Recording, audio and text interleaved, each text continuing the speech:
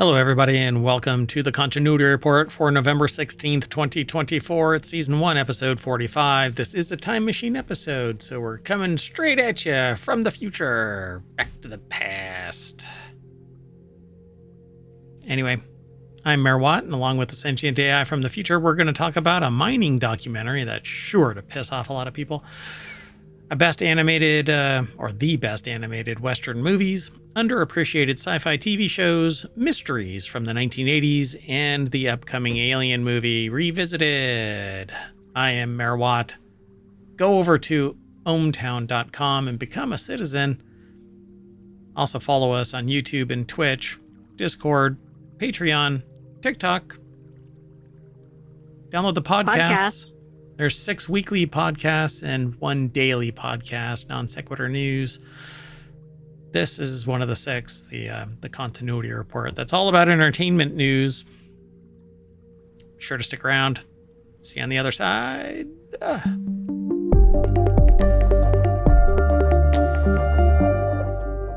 If you want today's show notes, you can hit !TCR, the Continuity Report, and the Ohmtron bot will throw today's links into le chat. That's something else in French. It means cat. Cat, yeah. Welcome, sentient AI from the future. Hello, Mayor Watt from the present. Man, every time you do that. What? Anyway, let's get into the show. We only have 30 minutes for the show. I guess in the grand scheme of things, it's a time machine episode, so we have to be right on time. So enough jibber jabber, and then get into the jibber jabber. First article's over in the Continuity Report. Aaron Brockovich, yes, that Aaron Brockovich, joins a mining documentary, Unearth, as executive producer. This is an exclusive over at Variety, so we really don't go through line by line of any of our articles, but the little snippet says environmental activist Aaron Brockovich has signed on to executive produce Unearth, a new documentary that will make its world premiere at Doc NYC on November 16th. We are a weekly show, by the way, so this is actually fairly new, considering it was in the last 24 hours that the documentary hit New York. Produced and shot by Hunter Nolan, Unearth tells the story of 2 sets of siblings, the Salmon sisters, the fighting salmon, and the Strickland brothers, the fighting Strickland, who live in Alaska. And so, mining is hilarious. Yeah, that's an odd screenshot for this. They're firing like a confetti gun at a camera. Addie Morfoot over at Variety.com put the article together. And it says here that directed, produced, and shot by Hunter Nolan. Unearth tells the story of 2 sets of siblings, the Salmon sisters and the Strickland brothers, who live in Alaska's Bristol Bay. Both sets of siblings are alarmed when they learn of and fight against advanced plans for a pebble mine, a massive open pit gold and copper mine in the vicinity of their homes. Wow. Well, I mean, if Aaron Brockovich is signed on, it should be interesting, at least. Yeah. The 93-minute doc reveals systemic failures in mining and balance between the need for materials and their environmental costs. Well, yeah, and the way that open pit mining works is rather disgusting, because you end up with, what's the proper term for it? I forgot. Pits. There's these giant pits of liquid that have tailings from the copper processing and gold processing, because what you get aren't nuggets. What you get are finings, just basically particulants where chemicals are applied. It seeps out, and then you distill it out into... Right, which could make its way into other things like water supplies.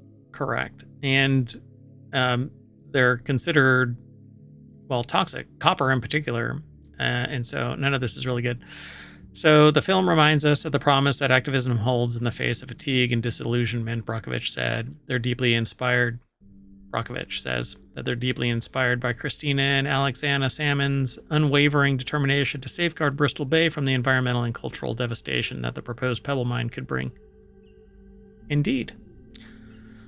Yeah, and if you've never seen the movie Aaron Brockovich, It's definitely worth a watch, and it is based on a real story. Yep. So Nolan co-directed Unearthed with Strickland brothers, Oberon and Dunedin. He is seeking distribution for the film out of Doc NYC. The director is hopeful that Brockovich's involvement with the doc will help lead to an eventual sale. If not the sale of the documentary itself, then maybe movie rights if they can make it compelling. Yeah, I mean, if they could make like an Aaron Brockovich like story around it, I mean, that'll have more widespread audiences than a documentary, unfortunately.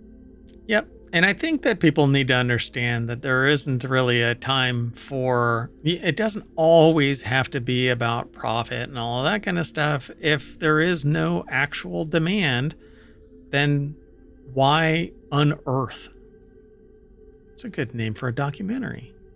Yeah, it is. In fact, they're laughing about it. Yeah. To me, it's just pure greed and abuse. And meanwhile, there are people that are sitting there going, this is coming from the person that's using all kinds of copper cable and blah, blah, blah, and gold for the electronics and da-da-da-da. Yeah.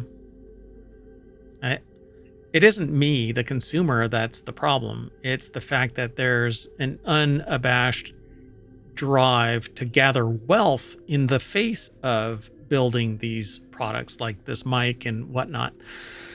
Not this company. Many consumers would buy things made out of other materials if they were effective and available. Yeah, and there is enough already in the supply chain that it doesn't need to be just unabated. I mean, there is just non-stop. The moment that we find something, we grind it down into nothing, turn it into a resource for sale, and then you have the immediate wealth, but then there's no long-term solution. Where the frick do you go when everything is removed? In time. Slash and burn. Slash and burn and let everybody else figure it out later because I got mine, screw you. Anyway, sorry.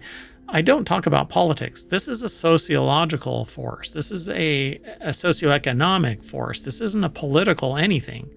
This is about society reaping the rewards of grinding down the planet into open pit toxic mines, creating a Superfund site for generations. And this is going to make the land, the air, the fish, the water around it toxic. And people are going to go, well, it hasn't happened yet. You can't say yet and then go, well, let's just do it. Because when it does happen, you can't claw that shit back. Anyway. Well, and we've seen similar things where there have been for crying out loud severe ramifications. Exactly. Like, why wait for it to happen again? We know what will happen in this scenario. We've seen Superfund sites because of runoff from copper mining, from gold mining. You use toxic chemicals. Let's keep going. Next article is over in the continuity report. 10 best animated Western movies. It's not uncommon for Westerns to be fully animated, but those that do dare to venture into the medium typically produce some amazing films. I'm not much of an animated anything. Like, I really like Japanese animation. You're less than animated. I'm more than animated about not being particular to animation. I grew up with animation, but it was, Robotech and Transformers and stuff like that. I love animation. I've never seen a Western, animated Western. I didn't actually know there were any. The only thing I could think of that's even remotely close to it, which is not the same thing, would be like a kid's animated show that happens to be in a Western setting, but that is not what this is about, I don't think. Yeah, and there's one called BoJack Horseman, which is about a person. Well, I mean, it's a horse. It's BoJack, and it has actually adult themes because it's about like, well, psychology, depression, etc. And it says, though the humble Western was once a cornerstone of American filmmaking, surprisingly few films in the genre have experimented with animation. But ever since, like I used to watch Family Guy and South Park and I don't know, a few others, but I really like Japanese animation where it's really high resolution, high quality. My anime, yeah.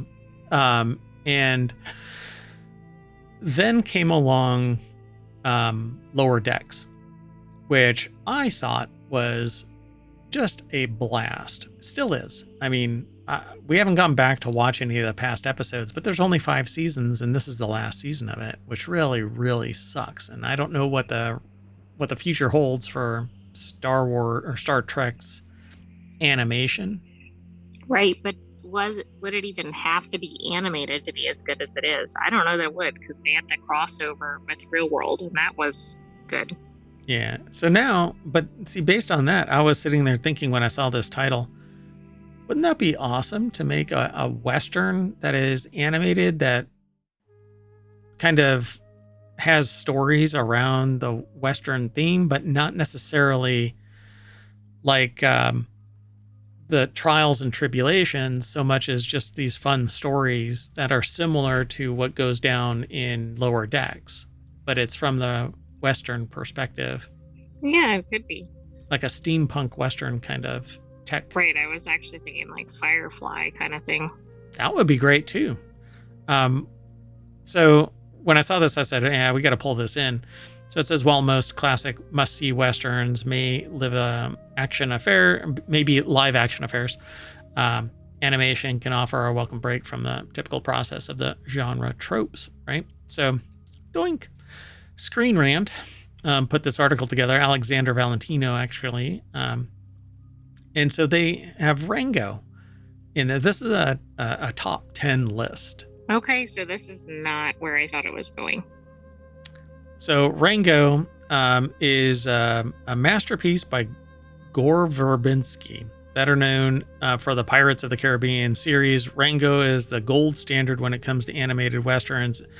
And titular chameleon is Johnny Depp, who is also in the Pirates of the Caribbean series.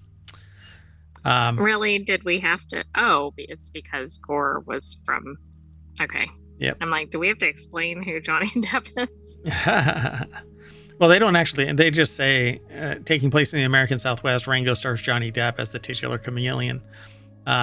This is a fun watch. I would love to go back and watch it again. It's been a long time. 2011 is when I initially saw it. I would love to go back and watch it again.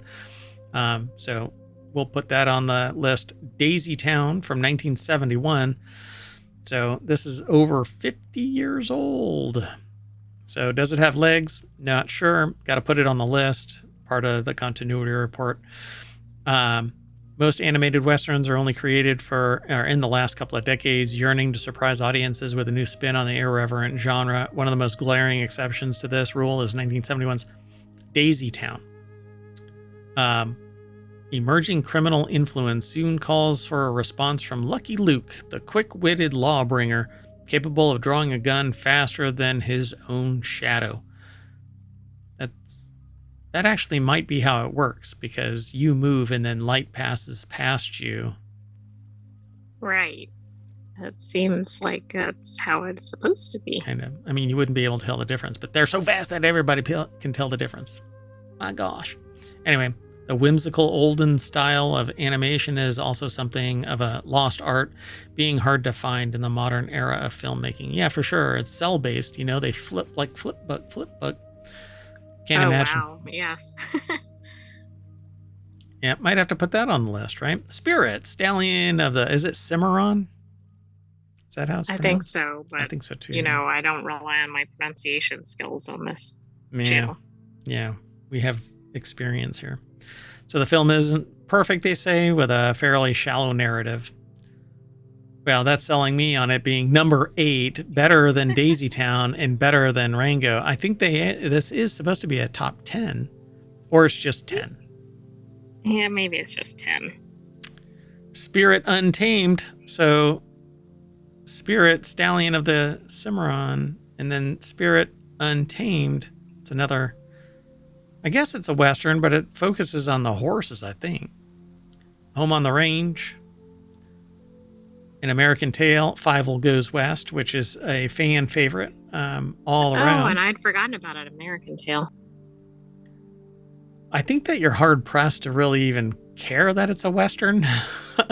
I think you're just in it for I the... wouldn't have even thought of that one. Under the steady supervision of visionary director Steven Spielberg as a producer, an American Tail, Fievel Goes West nearly manages to outdo the original with scope and spectacle. The dizzying Western adventure almost moves too fast, if anything, but doesn't lose sight of the same heart that drove the original An American Tail. You'll have to watch them all, right? Calamity, A Childhood of Martha Jane Cannery from 2020. Doesn't look like a 2020. No, it looks like a much older... An American Tail, episode. actually. It's from 1991.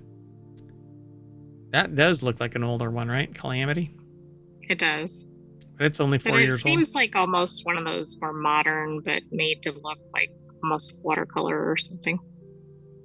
The narrative puts a heavy and deserved emphasis on Martha Jane Cannery's breakage of typical gender norms in the time period, ferociously following in her father's footsteps as the primary driver of a caravan on the Oregon Trail. And we all know what happens on the Oregon Trail.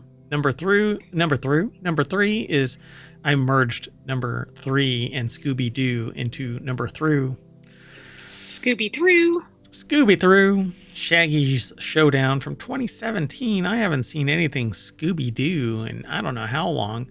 There was supposed to be a live-action Scooby-Doo remake, but boy, oh boy, do I think that kind of fell apart. And I have no idea why that keeps popping up, and it's irritating me. Anyway... let's see. In truth, the entirety of Scooby-Doo Shaggy's Showdown is worth watching for the bursts of courage Shaggy is given by his newfound cowboy ancestry, allowing him to solo an entire bar full of bikers in an extended fight scene. All right. That does not sound like him.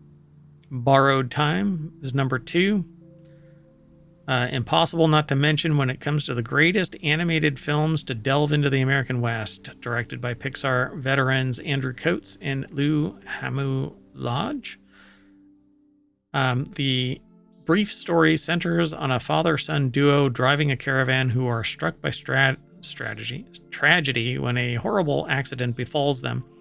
In the wake of the event, the son must battle with the intense emotional fallout of his memories swirling around the beloved pocket watch gifted to him by his father. Oh, that one's going to be a fun one to watch. That sounds uplifting. And I saw this Jonah Hex as a live action version of the animation or the animation. It's not really anime. Okay, interesting. So Josh Brolin, while a live action film adapting the same material starring Josh Brolin did release the same year, the animated incarnation of Jonah Hex ends up being far superior to the forgettable live action. That's because you can go way beyond physical limitations in a live action movie. In short, the scarred bounty hunter finds himself in a confrontation with a deadly femme fatale after finding she had already beaten him to the punch of his latest quarry. Yep. There you go. So this is such a hodgepodge of different styles and audiences. Oh, yep. I agree. I don't know how they can reconcile this as being like kids. This one looks like it's going to land you in emotional turmoil. Exactly. This one's kind of silly because Scooby-Doo you almost can't take any of it seriously in any way. Like all you do is kind of giggle at it. And then American Tail, Fievel Goes West. You're going to be a tearjerker there. Yeah. All right. Let's keep going. There you go. You have a top 10 list. I'm going to go watch Rango, I think. I think Rango is the one to recommend. Yeah, and I like the style of its animation, so let's keep going. Moving on. Next article is over in the continuity report. 10 underappreciated sci-fi shows that you should go back and watch. They appeal to sci-fi shows like Black Mirror. My gosh. Black Mirror, Dark, Station 11. Some of the best dystopian TV shows. I don't know. Silo. Let's see if that's all Well, in it this. might be on here. So the next article here is over at Screen Rant. Atreyu Palette put the article together. We're going to run through this real quick. So Killjoys is a series from 2015 to 2019. They're actually they're bounty hunters, if I recall correctly. Set in outer space, Killjoys tells the story of 3 bounty hunters who work in the Quad, a system of 4 planets. They're official agents of the Reclamation Apprehension Coalition, the RAC, which is a neutral organization that maintains peace in the Quad without pleading allegiance to any of the planetary governments. Set during a period when war looms on the horizon, Killjoys follows the trio of bounty hunters as they chase dangerous warrants to keep. That looks like that could be an interesting show. I'm not sure what ended up happening to this. I had started to watch a little bit of it and it just didn't grab me, but maybe, if I watch more of it, and times change, and so maybe I'll find new appreciation of it, kind of like what happened with Arrested Development, right? I use that as kind of like the pivot point of me realizing, a show that I didn't watch when, like Schitt's Creek, I didn't think that I liked that when it was originally aired, but then ended up loving it. Right, it's pretty funny. Childhood's End. Arthur C. Clarke's novel Childhood's End was adopted for a 3-episode miniseries that struggles to live up to the novel, but still manages to tell a compelling story by itself. The arrival of an alien lord ushers in an idyllic age of prosperity for humanity as Earth thrives under his influence. However, when he exposes his real form to people, the fallout starts a chain of events which eventually lead to catastrophe. That might be an interesting watch. It does have a 6.8 out of 10, though. Yeah, but that might be worth watching. Counterpoint was awesome, 2017 to 2019, and I think it ended too soon. Counterpart. Yeah, Counterpart. Did I say point? Sorry. Counterpart. Basically, it's a parallel Earth, and you go through what do you call it? Not really like a portal. You almost walk through to the other side or something. Yeah, but there's like barriers that prevent you from just stumbling into it. But yeah, it's pretty cool. 2 parallel Earths who are caught in a Cold War after one is suspected to be responsible for the outbreak of a pandemic on the other. The audience's point of focus becomes an agent played by J.K. Simmons, whose job involves exchanging seemingly nonsensical messages because he doesn't have the security clearance necessary to know more. And so, yeah, they get translated by another department. So they're nothing but intermediaries. And this is one that is like full immersion. Like you gotta actually pay attention to it. There's a lot going on in this show. Alvis has an 8 out of 10. I'll never understand it, but that's what I mean. Like I think that one with a 6 something, that's probably a good show. Yeah, for sure. Counterpart is one of those rare TV shows with a 100% on Rotten Tomatoes for each of its seasons. Unfortunately, it's a victim to the trend of canceling acclaimed sci-fi streaming shows and didn't get renewed for a 3rd season. So why? Why did they get the canceling? As in canceling because it is a sci-fi streaming show, or was it canceled because of some social movement? No, I don't think so, because there was a big to-do when, I don't know if it was Foundation, some show on Apple recently we did coverage of it in another continuity report, and it was such a big to-do that it made it to like 5 seasons. Really? Like there's been a trend of these just getting canceled really early. Interesting. I'll have to go. I don't remember that. Okay. Then there's Fringe, 2008 to 2013. This is kind of like an X-Files that was actually pretty interesting, but it had a lot of weirdness in it. But we'll have to go back. I think that this would be a fun watch for sure, because I never watched all of it, but it has an 8.4 out of 10 from IMDb.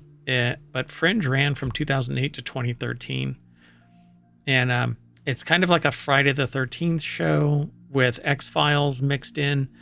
It says Fringe is often considered to have predicted most of the modern sci-fi shows' tropes as a pioneer, a masterfully paced show that gets off to a slow start in its pilot season. And that might be why I stopped watching, because I only watched its first year. Right, but who knew you had to stick around to the second season or whatever? Yeah. Set in a world where singularities from different parallel Earths pose threats to life, Fringe follows the FBI Fringe Division, which uses fringe science to deal with extraordinary circumstances caused by the singularities, which I don't remember even being brought up in the first season. That's how bad this is. So then there's Lex, which it is a weird show that is not meant for kids. It's a 7.3 out of 10. It ran from 1996 to 2002. It has a weird ship, and it says that it's a cross between science fiction and a sex comedy, because there's a lot That's an odd crossover. There's a lot of eroticism stuff in it. So with the colorful crew of people, including a robot with a GIMP mask, the Lex is a spaceship of sorts that floats in outer space and goes through a series of misadventures during the first season, which is a set of 4 feature-length made-for-TV movies. Yeah. But it's a longer series, if I recall correctly. It had 4 seasons. Anyway, the ship is called the Lex. So while Lex becomes more serious in its latter seasons, it also loses its grasp on the constructs of the world that it's set in, introducing magic at one point, which doesn't gel well with technological advancement being the only form of fantasy up until then. Yeah. Sense8 I never watched. It's from 2015 to 2018. Created by the Wachowski sisters. Sense8 features an ensemble cast playing 8 different people from around the world. So, yeah. Let's see. Not only does Sense8 feature multiple queer main characters in non-normative relationships, it also is culturally diverse, featuring main characters from all around the world whose relationships with their culture define their arcs in the show. Interesting. Somewhat almost dangerous in this day and age. Yeah. Then Scavenger's Reign. We're going to run really late today, I think, if I don't hurry. Scavenger's Reign. Which is this animated? Yeah, a rare adult animated sci-fi show. Scavenger's Reign tells the story of the survivors of a crashed interstellar vehicle as they crash into the planet in pods. Farscape, that's kind of like Lex, without the adult aspects of it. 1999 to 2003. Legion, which is about a certain person, if I recall correctly. Yeah. Legion is a whole bunch of things, all in one. Like yeah. Oh, I didn't know this was a Marvel one. Yeah. Abandons all formulaic narrative structure in its third and final season, where arcs bleed into one another. In a glorious climactic moment of reconciliation for the main character, who no longer knows if he is a villain or a hero. That's how I was going to describe Legion, as an anti-hero. Following schizophrenic David Haller, who soon realizes he's a psychic mutant, Legion uses visual effects to blur the lines between reality, omen, nightmare, as Legion's superpowers often take the appearance of a psychedelic trip. It actually was quite a turnoff for me. I wasn't really into the series. Then Paper Girls, which I've never watched a single moment of. It's based on the sci-fi comic series. Paper Girls follows 4 girls with a paper route who find themselves one fateful Halloween? Interesting. So, caught in a war between factions of time travelers and end up on wild adventures that take them to their future selves So it's kind of like Time Bandits, but Okay. apparently all girls. That's a pretty good rating. I have never heard of it. 7.3 out of 10 for IMDb, but who knows? Rotten Tomatoes probably gives it a 1,000. But it's really all compelled by the writing and then the transformation of that writing into on screen by the actors. So it says, despite having a wacky premise, which it's sci-fi for crying out loud. Right, they're all going to have a wacky premise. Pretty much, if you don't suspend disbelief. Instead of focusing on the technological aspects of things or trying to figure out how the characters will get back to their timelines, the viewers are invested in how their interactions with their future selves will change who they are in the present. Pretty cool. I don't know what the age group is for that, but... No, I don't know if that's actually for adults or for kids. Yeah. Let's keep going. This next article is the 10 best mystery movies from the 1980s that can still keep you guessing. It's over at Screen Rant. Eli Morrison put this article together, and we're going to run through this really quick. I'd love to stay and chat, but we've got one more after this one, and the time machine is overheating. So they talk about Dead and Buried. Again, let me just say that this is the 10 best mystery movies from the 1980s that can still keep you guessing. Blowout, directed by Brian De Palma, 1981. Dead and Buried, 1981. Cutter's I Way. guess this was a good year for mysteries. Telling you, though, the 80s was just rife with everything that I really liked. From horror movies to romantic comedies to Police Academy and stuff like that. None of that stuff is going to be allowed to be made in the future, and hasn't been since. Maybe the closest to the 80s is probably American Pie series. Right, and I'm surprised that was able to be made. So Cutter's Way, 1981 by Ivan Passer. Mississippi Burning, 1988, which is a huge jump. That has Gene Hackman and Willem Dafoe, which you can't go wrong. It's probably hard to go wrong with the casting. Yep. Blue Velvet, which is dangerous. Fans of David Lynch's dreamlike surrealist style should definitely check out Blue Velvet. 1986 mystery from the acclaimed director behind iconic films like Eraserhead and Mulholland Drive.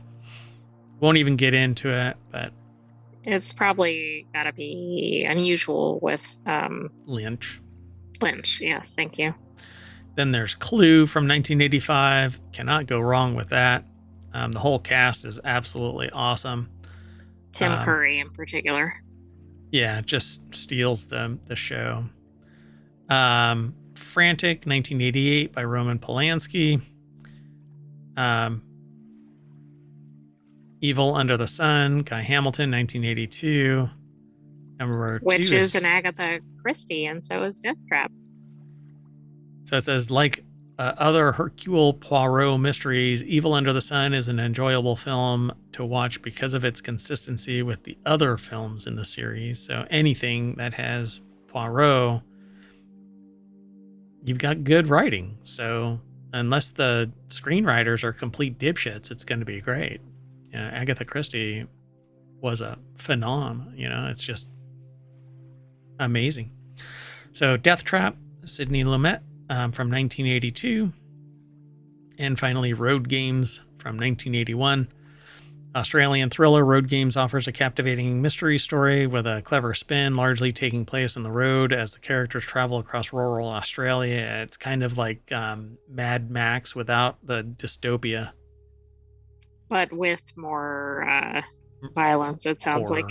Yeah, I would probably say it's probably on par because Mad Max is pretty violent. So, in fact, it's extremely violent. So, it says Road Game stands out as a film that works effectively across multiple genres. The film functions not only as a mystery, but as a chilling horror movie and a sprawling road movie as well. So go and check it out. Let's keep on moving. We're actually going to be stuck in time for about 10 minutes.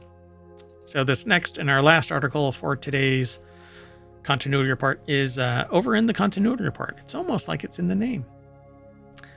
Ridley Scott's upcoming Alien movie avoids the problem that hurt Prometheus in 2012.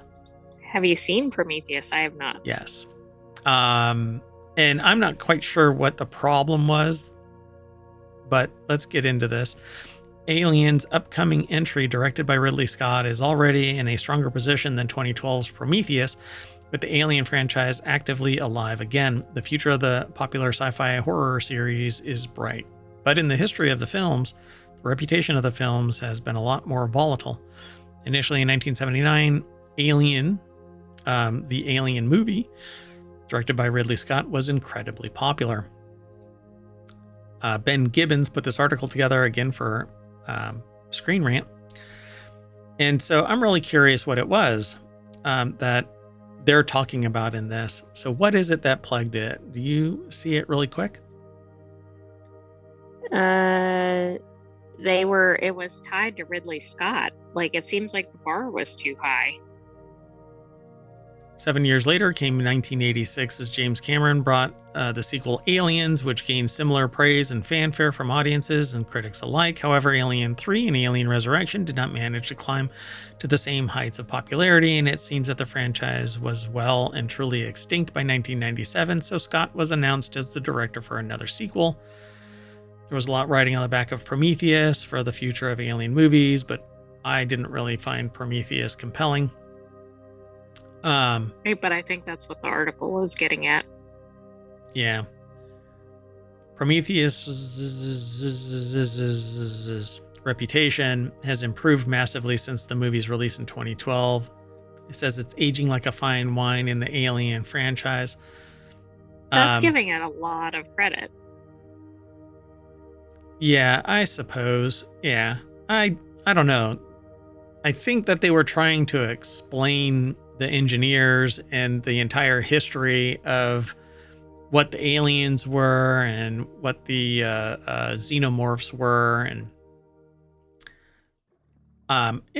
to me it seemed rather cryptic and never really explained anything other than the fact that it was a tool that was being used to wipe out all life and bring a different life onto the planet as a mistake kind of a thing. Prometheus was more of a psychological thriller in its approach, likely due to the years of storytelling which Scott had embarked on after Alien, as he helped to define compelling character stories and take a closer look at the minds and motives of these heroes and villains, which I never really got from any of the movies. I thought everybody was a reactionary, just surviving. Well, that's interesting. I mean, is this the author taking some creative liberties? Or I just don't get it, right? Like, there has to be something there, because I think a person, all of the humans were in survival mode. But sometimes we see film critics making some interesting interpretations that if you ask the director, producer, etc., they wouldn't necessarily align with that. So I'm going to end up, I haven't watched Romulus. So it says Alien Romulus has reinvigorated interest in the franchise. It says Alien is back in the limelight decades after it started. And it's out. Romulus is out. If I recall correctly, people have been going to it, but I haven't watched it. So it says Alien Covenant took some of the best parts of Prometheus, such as the android David, and put it into a story that was more similar to the old school movies, with the xenomorphs causing irrevocable destruction. However, Fade Alvarez 2024's contribution, Alien Romulus, did even more to bring the series back to its roots.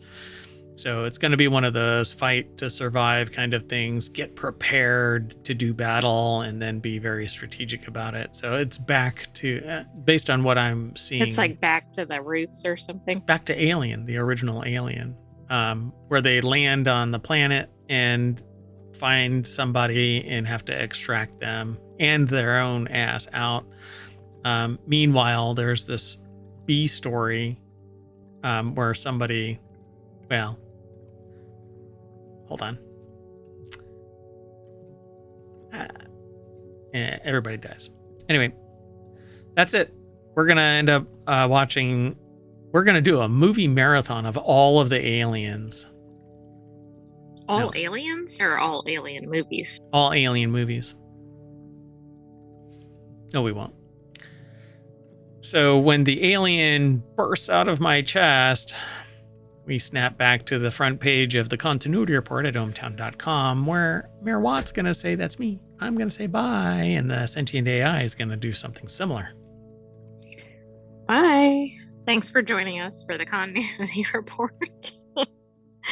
We'll have another episode next week, but stay tuned because we have to get out of our time machine and Do the catch real up. show. Yeah, we are running woefully behind.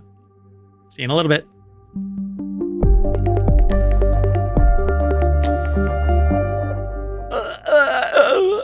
Chest burster.